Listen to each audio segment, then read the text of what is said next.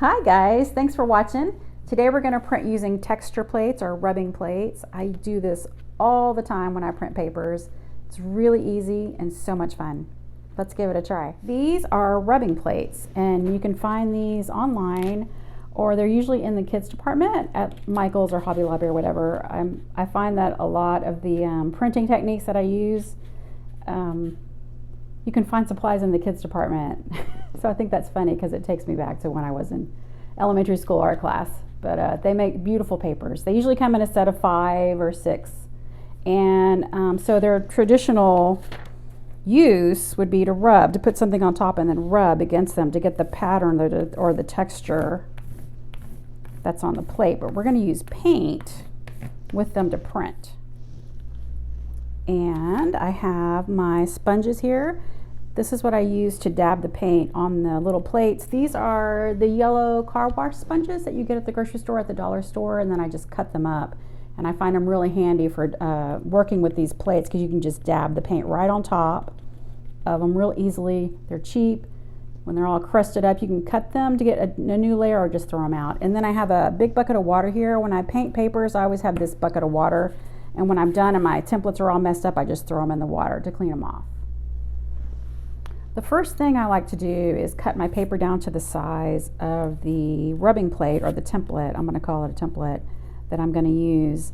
And the way you do that is just to put the rubbing plate on top, and then you can use the edge of it to size your paper. This is just a personal preference, something that I like to do. You don't have to do it. You could just lift your plate up and print again on a larger sheet of paper. But I like to do it because I don't need a full sheet of paper oftentimes. If I print on this piece of paper and then I tear it into a tiny piece like this piece of paper is going to last me a long, long time. And so I prefer sometimes to make smaller sheets, and then I have this left over to do something else with. All right.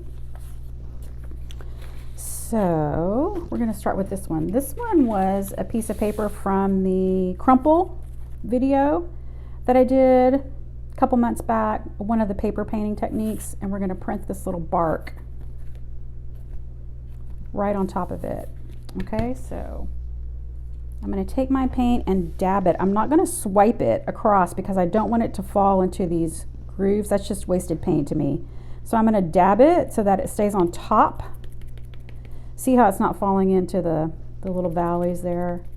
And then what I like to do is, instead of turning the rubbing plate over and printing like this, I like to put the paper right on top of the plate. And that way I'm absolutely sure it's making contact.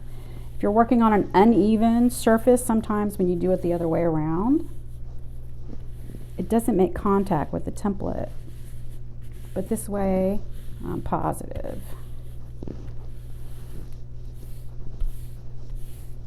And the best part, you never know what you have until you pull it. All right, so that is the rubbing plate. I think it looks like tree bark a little bit, or maybe a feather. So this is one color on top of a piece that's already been painted.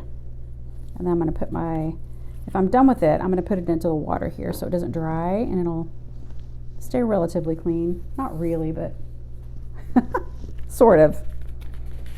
All right, so this one we're going to do with 2 colors.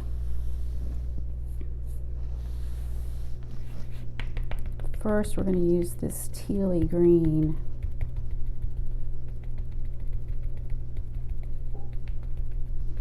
These are medium body paints. I don't like to use the fluid acrylics when I do this technique. I like to use the paint that's a little thicker. I think it prints better.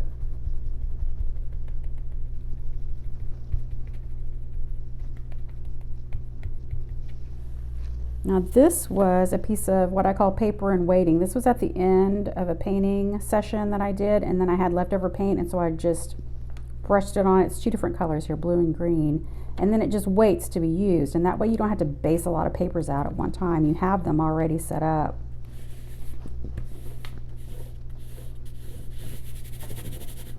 This is dictionary paper that I'm using.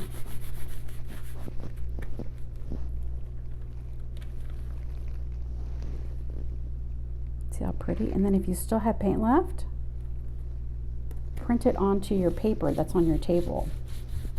And that's going to become accidental paper later.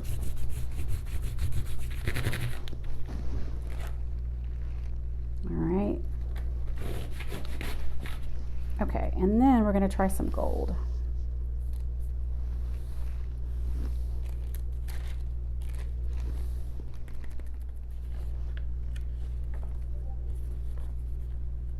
I'll print one more time right on top of the paint we just used.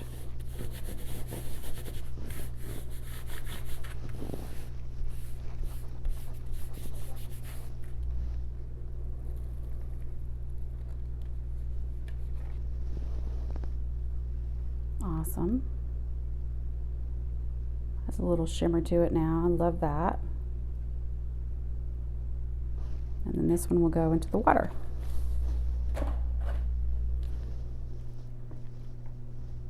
So this template right here, this might be my favorite one of all. It's definitely double-sided. It has two completely different textures on it. So we're going to print with both the back and the front. I love this one. I use it all the time. This is one of my favorite pieces that I've done using this template. I love it. We're going to do a 3-color this time. So I'm going to start with the back on this brown piece of paper. And we're going to print the back side.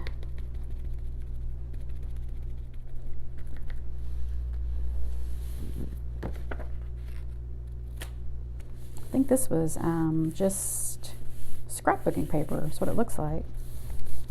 It's already got a base coat on it. The brown is a base coat of paint.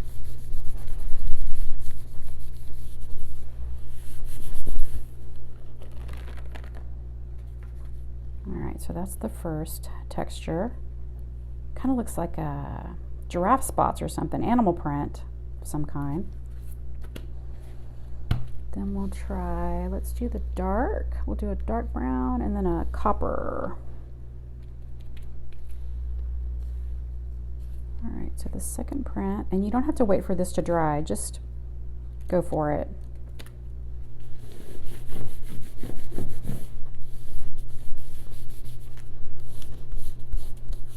I'm using my fist here, and I always hold the paper down with one hand so it doesn't slide. You have to secure it with one hand while you're brushing it with the other.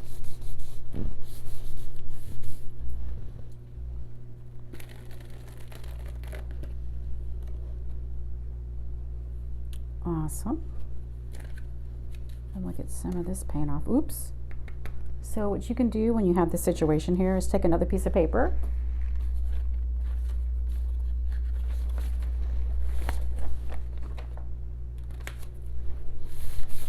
And see, it may be too dry now. It may not pick up, but at least you'll save your hand from getting yellow.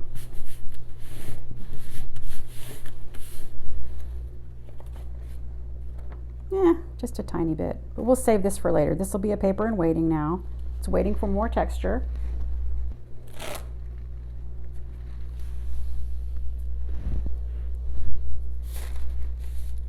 And we'll try this metallic copper and see what happens. Let me only try it on part of it.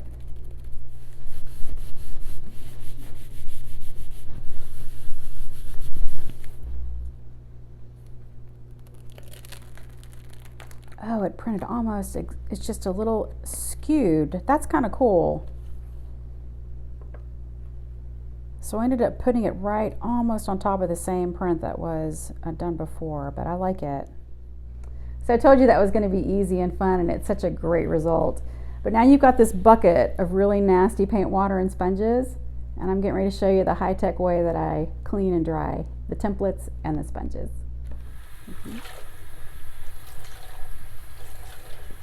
So this is my high-tech drying system. There's nothing high-tech about it. It's just a dish drying rack with a little drain spout right here. So when I'm all done painting my papers for the day, I clean everything off.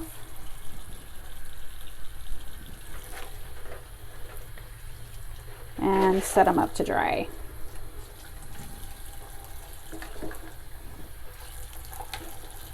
Then they'll be ready for the next time. you want to paint papers.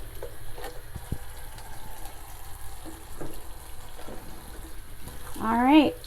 I hope you can use this technique. Thanks for watching. Follow me on Instagram at @AdventureWonderful. Have a great one. Happy creating. Bye-bye. See you next time.